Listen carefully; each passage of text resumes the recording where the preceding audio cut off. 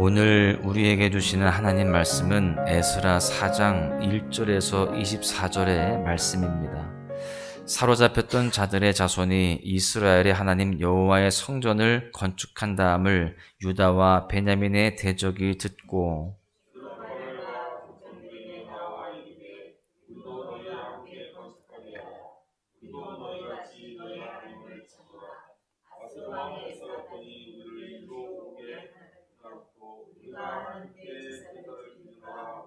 스룹바벨과 예수아와 기타 이스라엘 족장들이 이르되 우리 하나님의 성전을 건축하는데 너희는 우리와 상관이 없느니라.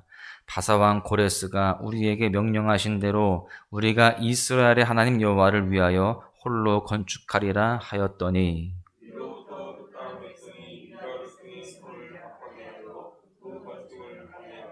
바사왕 고레스의 시대부터 바사왕 다리오가 즉위할 때까지 관리들에게 뇌물을 주어 그 계획을 막았으며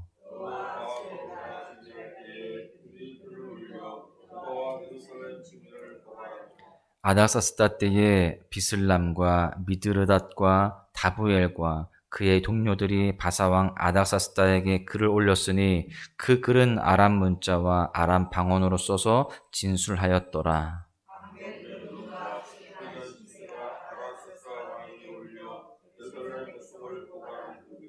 방백 르훔과 서기관 심세와 그의 동료 디나 사람과 아바사 사람과 다블렛 사람과 아버제 사람과 아렉 사람과 바벨론 사람과 수산 사람과 대해 사람과 엘람 사람과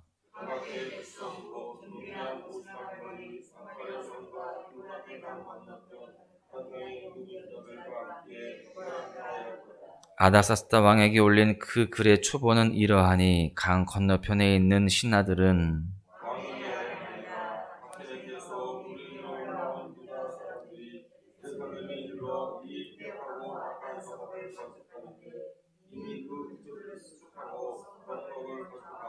이제 왕은 아시옵소서. 만일 이 성읍을 건축하고 그 성곽을 완공하면 저 무리가 다시는 조공과 관세와 통행세를 바치지 아니하리니 결국 왕들에게 손해가 되리이다.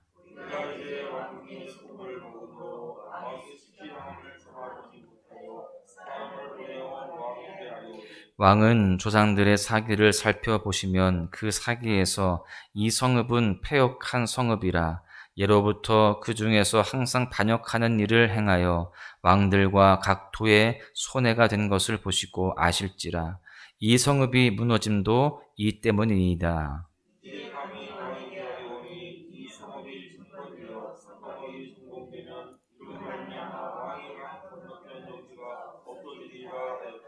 왕이 방백 르훔과 서기관 심세와 사마리아에 거주하는 그들 동관들과 강 건너편 다른 땅 백성에게 조서를 내리니 일러서되 너희는 평안할지어다.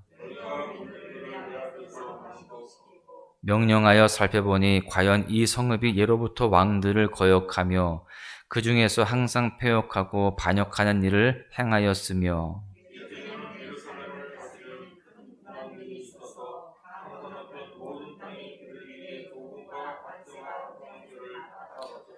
이제 너희는 명령을 전하여 그 사람들에게 공사를 그치게 하여 그 성을 건축하지 못하게 하고 내가 다시 조서 내리기를 기다리라.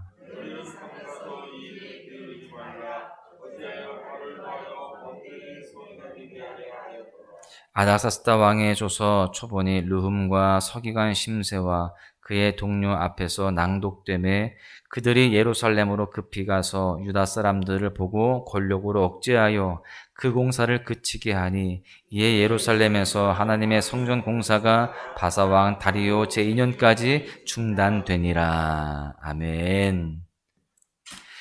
사주경계라는 말을 들어보셨을 겁니다. 사방을 두루 경계하는 것을 말하는 용어로서 주로 군대에서 사용하는 말입니다. 군대에 다녀오지 않는 분들도 군 관련 예능 프로그램들을 통해서 사주경계를 하는 군인들의 모습을 보았을 것입니다. 긴장을 늦추지 않고 언제 튀어나올지 모르는 적을 향해서 집중하는 모습을 보았을 텐데요. 결코 안일해서는 안 되는 전쟁터처럼 사실 우리의 신앙의 현장에서도 사주 경계가 필요합니다. 우리가 긴장을 푸는 순간 우리의 모든 은혜를 빼앗아 갈 만한 일들이 우리 주변에 너무나도 많기 때문입니다. 그래서 우리는 인생의 안팎에서 우리를 노리고 있는 그 대적들을 분명하게 진단하고 분별하고 대응해야 되는 그러한 모습으로 살아가야 됩니다. 그렇다면 우리가 경계해야 할 영적인 대적은 무엇이고 또 어떻게 대처해야 할까요? 오늘 말씀은 성전을 재건하는 이스라엘을 찾아온 대적들에 대한 이야기가 소개되고 있습니다. 그리고 거기에서 우리는 경계해야 할 영적인 대적들과 또 어떻게 대응해 나가야 하는지에 대해서 그 방법을 깨달을 수가 있어요. 오늘 말씀을 통해서 우리가 경계해야 할 것이 무엇인지를 먼저 살펴보고자 하는데요. 첫 번째는 친절하게 다가오는 타협의 손길을 경계해야 됩니다. 본문의 상황은 지난 말씀에 이어서 이스라엘 백성들이 성전의 기초를 놓는 장면으로부터 시작이 됩니다. 예배를 향한 열망과 또 눈물 젖은 찬양으로 이제 조금씩 회복되어져 가는 그러한 모습 속에 있습니다. 그런 이스라엘 백성들에게 위기가 찾아오게 되는데요. 바로 성전 재건에 몰두한 그 유다와 베냐민 족속을 대적하는 사마리아인들의 접근에서 비롯이 됩니다. 이 사마리아 사람들은 우리가 잘 알다시피 이방 나라 아수르에 의해서 멸망당했을 때 그들의 정체성이 다 무너진 그러한 족속이었습니다.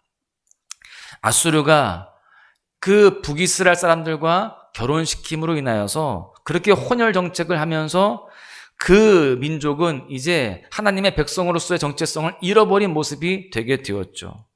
그런 사마리아 사람들은 귀환한 유다 민족들이 성전의 기초를 세운다라는 것을 듣고 또한 그런 모습을 보면서 관심을 보이기 시작합니다. 이제 그 성전이 세워지게 되면 영적으로 또한 정치적으로 행정적으로 그 성전에 힘이 실릴 것을 알고 그 행보에 발을 담그고자 했던 것입니다. 그 행렬에 참여하고자 하는 모습이 2절 말씀에 나오는데요.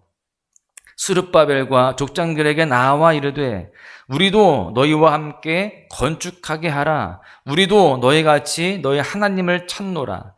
아수르 왕 에스라돈이 우리를 이리로 오게 한 날부터 우리가 하나님께 제사를 드리노라 하니, 지금 사마리아 사람들이요 아주 친절한 가면을 쓰고 다가옵니다. 2절에 나왔다라는 표현이 있는데 이 표현은요 아주 친밀한 상대에게 쓰는 표현입니다. 그렇게 지금 적극적인 표현이 여기에 있다라는 것이 굉장히 흥미로운 거예요.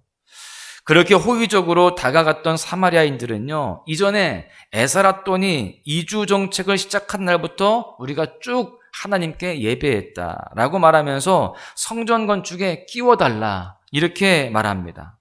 그러나 그 회유책은요 거짓이 가득한 회유였습니다. 하나님을 제사했다, 예배했다라고 하지만 그것은요 여러 신들 중에 한 신 정도로만 보고 있는 그러한 모습 속에서 제사를 했다라는 것을 우리는 알아야 됩니다. 여기에 보시면 너희 하나님이라고 표현을 하고 있거든요. 여기에서부터 우리는 이들이 하나님을 어떻게 인식하고 있는지를 알 수 있는 것입니다. 온갖 우상에 혼합되어 있었고 정치적, 행정적 또 경제적 이익을 위해서 손을 뻗는 그들에게는요 그야말로 어두운 흑심이 담겨 있었던 것입니다. 신앙에 있어서 방해가 되고 걸림돌이 되는 것들이 참 많은데 그 중에 하나가 바로 이처럼 친절하게 찾아오는 그런 유혹들인 것입니다. 우직하게 신앙을 지키며 신앙의 거룩한 습관을 지켜나가야 하는 우리를 향해서 타협의 손길로 다가온다라고 하는 겁니다. 조금 더 편하게 조금 더 융통성 있게 신앙생활을 하라라고 하면서 정도를 걸어가는 우리로 하여금 어긋난 길로 가게 만든다라는 겁니다. 그렇기에 우리가 경계하고 또 경계해야 하는 것은 바로 이렇게 친절하게 다가오는 타협의 손길인 것입니다. 언젠가부터 신앙생활에서 적당히라는 말을 종종 듣게 됩니다. 적당히 하면 안 되나? 적당히 지켜도 괜찮지 않나? 하나님도 그렇게까지는 원하지 않으셔. 이런 이야기들이 우리 가운데 있다라는 겁니다. 여러분, 이런 거짓된 친절이 다가올 때 우리가 과감히 뿌리쳐야 할 줄로 믿습니다. 말씀 속에 유다 백성들은 단호하게 그들의 제안을 거절하는 모습을 봅니다. 함께하면 쉽고 편할 수 있죠. 그들이 도와주겠다는데 사실 유익이 될 수 있는 것입니다. 그런데 영적으로 혼탁한 사마리아 사람들에게 확실하게 선을 긋습니다. 3절의 말씀을 보십시오. 수르바벨과 예수아와 기타 이스라엘 족장들이 이르되 우리 하나님의 성전을 건축하는데 너희는 우리와 상관이 없느니라. 바사왕 고레스가 우리에게 명령하신 대로 우리가 이스라엘 하나님 여호와를 위하여 홀로 건축하리라 하였더니, 지금 이스라엘 족장들이 명확하게 말합니다. 너희는 우리와 상관이 없다. 여러분, 분명하게 단호함이 느껴집니다. 그들이 여호와 하나님 앞에서 단호하게 믿음을 지켜나간 것이죠. 이와 같이 우리도 어떠한 그러한 유혹 가운데에서도 친절하게 다가오는 그 어떤 타협 속에서도 흔들림 없이 믿음을 지켜나가는 우리 모두가 되어야 할 줄로 믿습니다. 우리가 경계해야 할 두 번째는요, 대적들의 끊임없는 공격입니다. 친절하게 다가오기도 하지만 또 끊임없이 공격을 한다는 것입니다. 사마리아와 이스라엘의 협상이 결렬된 이후에 이제 사마리아 사람들은요, 성전 건축을 더 적극적으로 방해하기 시작합니다. 얼마나 오랫동안 그 방해가 이어졌는가 하면 바사왕 다리오가 즉위할 때까지 이어졌다라고 되어 있습니다. 이것은 성전 건축에 착수하자마자 무려 16년 기간이라는 그 긴 시간 동안 방해했다라는 것을 알 수 있는 것입니다. 심지어 관리들에게 뇌물을 주면서까지 성전 건축을 방해했습니다. 그러니까 얼마나 지독하게 방해했는지를 알 수 있는 거죠. 계속해서 말씀은 성전을 비롯해서 성벽 재건하던 시기에까지 사마리아가 얼마나 끈질기게 방해했는지를 계속해서 보여줍니다. 말씀을 자세히 보면은 여러 왕들의 시대가 한 절 단위로 훌쩍훌쩍 뛰어넘는 것을 보게 됩니다. 6절과 7절의 말씀인데요. 또 아하수에로가 즉위할 때에 그들이 글을 올려 유다와 예루살렘 주민을 고발하니라.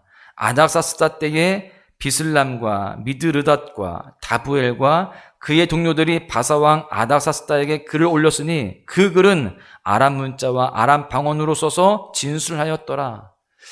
6절에 등장하는 아하수에로 왕은요, 다리오 왕 다음으로 집권했던 왕이고요. 7절에 등장하는 아닥사스다 왕은 그 아하수에로 왕을 이어서 집권했던 왕입니다. 이처럼 시대를 거듭해도 끊임없이 이스라엘을 대적했던 세력이 있음을 알 수 있는 겁니다. 특히나 아닥사스다 때에는요, 유다 백성들을 대적하는 대표 인물로서 르훔과 심세가 등장합니다. 8절의 말씀을 보십시오. 방백 르훔과 서기관 심세가 아닥사스다 왕에게 올려 예루살렘 백성을 고발한 그 글에, 여기에 이 방백 르훔은요, 사마리아 주재 바사의 행정관이자 군사력을 지닌 사령관이었습니다. 그리고 심세는 그 르훔의 비서이자 왕이 직접 파견한 파견인이었습니다. 이렇게 주요 직책을 맡은 자들이 지금 사마리아 사람들의 뇌물을 받아서 예루살렘 성전의 사람들을 고발하고 곤경에 빠뜨린 것입니다. 그 당시 예루살렘은요, 성전 공사를 마치고 성벽 공사에 착수하던 시기였는데 이 르훔과 심세는요, 예루살렘 사람들이 그 성벽을 세우면 더 이상 왕에게 세금도 안 낼 것이고 또 자체적으로 힘을 키워갈 것이다 라고 왕에게 상소를 하기 시작합니다. 금전적인 피해는 물론이고 왕에게 정치적인 그런 권력에 도전할 수 있다라고 하는 암시를 주는 거죠. 마치 왕에게 왕을 위하는 것처럼 작당 모의를 해서 이스라엘 백성들을 대적하는 모습을 보게 됩니다. 여러분, 이렇게 하나님의 일을 하고 또 하나님을 예비하고 여호와의 성전을 세워나가는 자들을 향해서 항상 대적들이 있었던 것처럼 우리에게도 그런 대적들이 끊임없이 우리를 공격한다는 것을 우리는 분명히 알아야 됩니다. 예배를 드리고 있고 또 기도를 하는 우리에게 이러한 공격이 멈추지 않는다라는 것이죠. 여러분, 믿음을 지키려는 우리 믿음의 사람들을 향한 이 공격은요, 한 시대, 어느 한 세대만 있는 것이 아닙니다. 시대를 거듭해서 이어지고 있고요, 어김없이 우리에게도 찾아온다는 것을 분명히 알아야 됩니다. 이와 같은 그런 공격, 도전은요, 오늘 하루 건너뛰지 않습니다. 오늘 하루도 그런 공격이 있을 수 있고 하루에도 수십 번씩 우리를 따라오곤 한다는 것을 우리는 분명히 알아야 되는 것입니다. 여러분, 그래서 성경은 말합니다. 베드로전서 5장 8절에 보십시오. 근신하라, 깨어라. 너희 대적 마귀가 우는 사자같이 두루다니며 삼킬 자를 찾나니. 그렇게 호시탐탐 우리를 노리는 대적은 언제나 그렇게 끊임없이 우리를 찾아옵니다. 그래서 우리는 잠시도 경계를 늦추면 안 되는 것이죠. 작은 틈도 보이지 않도록 끊임없이 대적을 경계해야만 되는 것입니다. 오늘 말씀을 정리하겠는데요. 성경의 기초를 놓은 이스라엘 백성들에게 친절함의 탈을 쓴 사마리아 사람들이 찾아왔습니다.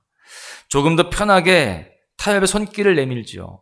그리고 이와 같은 대적들의 행보는 시대를 거듭해도 어김없이 하나님의 백성을 찾아옵니다. 포기를 모르고 끈질기게 하나님의 백성들을 대적하면서 다가온다라는 겁니다.